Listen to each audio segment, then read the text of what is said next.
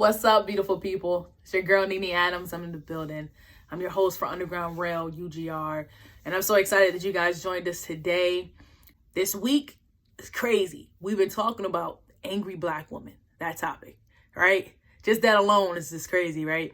So my co-hosts, Katrina Day and Devon Walker, have both earlier this week, and if you haven't checked it out, go ahead and check it out. They gave their perspective and their 2 cents on it. Katrina Day talked about the emotion behind anger, right? And how every race and every person can display this type of emotion or this rage. So we can't just pinpoint that just on black women. And Von Walker came in and he talked about 2 things. First thing he talked about was you being a product of your environment and where you are. Then you have to adapt, you got to adjust, you got to survive, right? So you're going to do certain things just to make it through. And then the second thing that he talked about was women displaying this behavior in order to get compensated. It's been a role that's been put on us, and it's like, hey, if you want to make money and if you want to be in this industry, this is a role that you will have to do. What I wanted to say was, let's look at the label, right?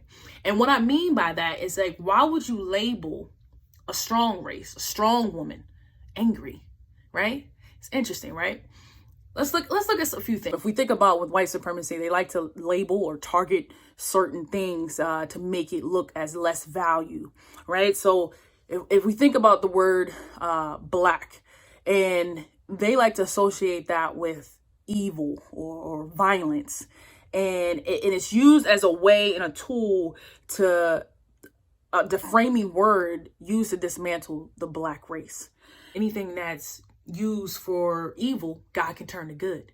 So what we did was we turned it into good. We used black as bold, black is beautiful, black is solidarity, and we just went on with that. Like, we embraced our hair, we did everything, we changed. Look, I'm even doing it. It's so much that we're taking on as our culture and who we are as people and loving on ourselves. So we switched that whole narrative around. They thought they had won with that, but we're taking black to a whole new level. We're just elevating the game. But there's 3 things that I could think about that give you examples of why they try to tear down a strong black woman and label her as an angry black woman.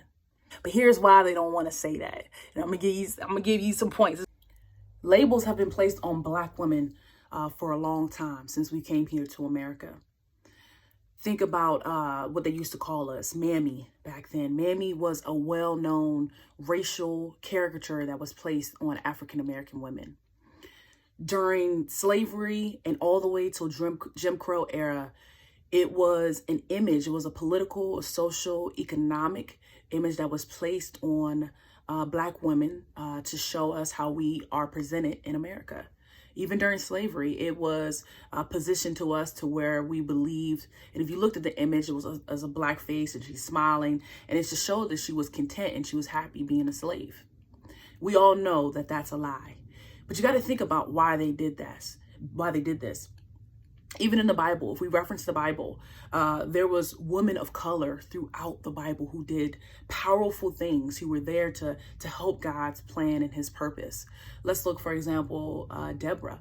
Deborah was a woman of leadership. She was a judge. She was a prophet who helped God free his Israelites. Then you also had Esther. Esther was known for her beauty, but not only that, she married a king where she was able to save her people as well, just by staying obedient to God. And they didn't want us to know the truth about who we were. To my second point, the betrayal of a black woman. This was more of a physical approach that they took, and they used to label us and call us Jezebel. And Jezebel was more referenced as a promiscuous woman with no value, right? And they would, and even still to this day, think that through the lens of white supremacy, that white women are what you should strive to be, in today's society. They classified her back then as a white woman, self-respected, self-control, modest, sexual purity. So that's what was enslaved. So we were enslaved before in point one, but in point two, now they tried to enslave us in the mind, thinking that we weren't good enough and we weren't beautiful enough to be that image of America. And so my last point, the angry Black woman label. Recently, I call her Auntie, but Auntie Maxine Waters, she had an encounter where we all know it as rescinding my time.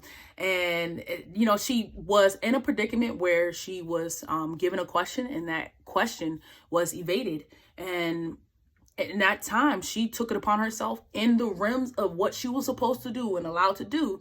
And she told this individual that I'm rescinding my time. I need you to answer this question respectfully and in the manner of her position. A lot of people view that, and I should say a lot of people.